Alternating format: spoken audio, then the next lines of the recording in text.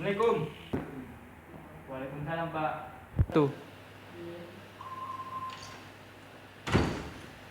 Selamat pagi. Pagi, Pak. Baik. Pada kesempatan kali ini Bapak akan menjelaskan materi yang tentang gerak jatuh bebas. Di sini Bapak akan menjelaskan apa itu pengertian dari gerak jatuh bebas. Pada gambar ini kita melihat bahwa ini merupakan salah satu contoh dari penerapan gerak jatuh bebas. Pada gambar yang di sebelah kiri kita melihat parasut yang jatuh ke permukaan tanah.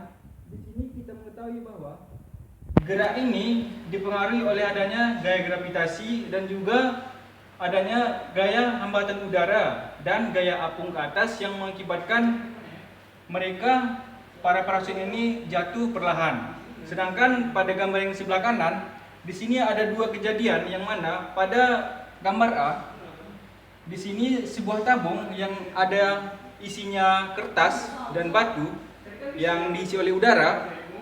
Kita lihat bahwa kejadian ini batu lebih dulu jatuh mendahului kertas, karena pada kasus ini batu dia mengalami yang namanya hambatannya kecil, sedangkan untuk kertas hambatannya yang besar karena luas permukaannya yang mempengaruhi sehingga kertas ini jatuhnya paling belakangan.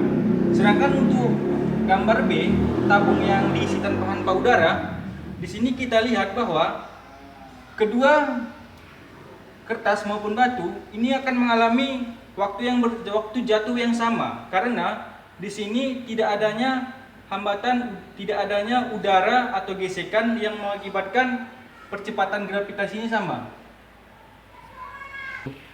Jadi, gerak jatuh bebas dapat didefinisikan sebagai gerak tanpa kecepatan awal pada ketinggian tertentu dan dipengaruhi oleh gaya gravitasi. Di sini Bapak akan menjelaskan tentang penurunan rumus pada persamaan gerak jatuh bebas. Pada persamaan 1 dapat kita lihat pada kasus benda dengan kecepatan 0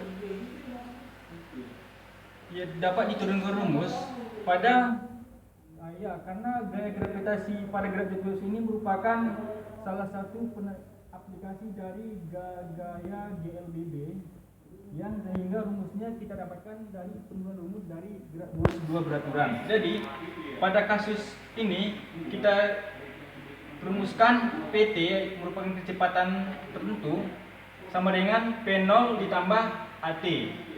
P0 ialah kecepatan awalnya 0 dan AT ialah percepatan dengan waktu.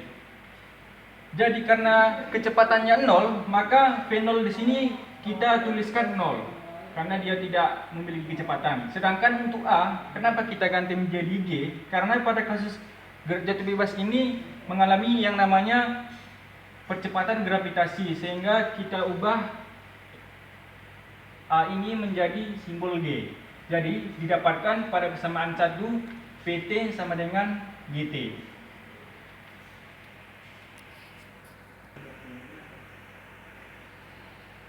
Sedangkan untuk persamaan yang kedua, pada saat keadaan benda yang jatuh pada keadaan vertikal dan pada waktu tertentu, maka dapat dirumuskan sebagai P0T ditambah setengah AT kuadrat. Karena tadi P0-nya bernilai 0 atau tanpa kecepatan awal, maka P0-nya kita ganti menjadi 0. Dan A-nya juga kita ganti menjadi G karena dia mengalami gaya gravitasi, sehingga rumus yang kita dapatkan S sama dengan setengah GT kuadrat. Ini merupakan persamaan dari gerak jatuh bebas itu sendiri. Bapak akan memberikan salah satu contoh tentang persamaan gerak jatuh bebas. Kita lihat di sini, sebuah benda jatuh bebas dari ketinggian H0 meter dari start permukaan tanah. Untuk sampai ke permukaan tanah benda tersebut membutuhkan waktu tempuh T sekon selama 3 detik. Jadi dengan demikian dapat kita berikan penjelasan pada gambar ini. Ini merupakan salah satu gambaran dari materi yang Bapak jelaskan. Jadi pada ini merupakan sebuah benda yang memiliki kecepatan yang jatuh ke permukaan tanah, sedangkan ini merupakan adalah ketinggian awal. Ini adalah jarak tempuhnya dan ini merupakan ketinggian akhir. Jadi untuk menentukannya kita harus melihat ketinggian akhirnya sama dengan ketinggian awal dikurang dengan jarak benda tersebut jatuh ke tanah. Karena ketinggian akhirnya bernilai 0, maka kita simpulkan bahwa H0 sama dengan S. Jadi H0 ini bernilai setengah GT kuadrat. Kenapa GT kuadrat? Karena S ini sendiri kita dapatkan pada persamaan kedua merupakan penurunan dari P0 T tambah setengah AT kuadrat yang bernilai setengah GT kuadrat.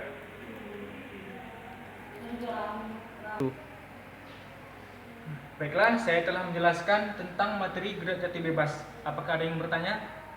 Saya Pak.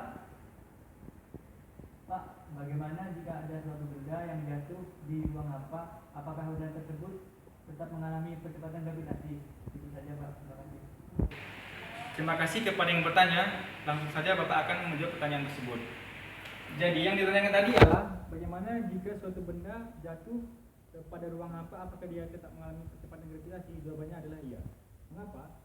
Karena untuk kedua kasus ini, baik dia pada kasus parasut yang menjuntai maupun benda dalam tabung yang memiliki udara dan tanpa udara, dia akan tetap mengalami yang namanya percepatan gravitasi. Kenapa? Karena sesuai dengan penelitiannya, di atas adalah gerak lurus merupakan gerak lurus yang mengalami tanpa kecepatan awal dan mengalaminya dan juga dengan kecepatan konstan, artinya dia memiliki kecepatan gravitasi.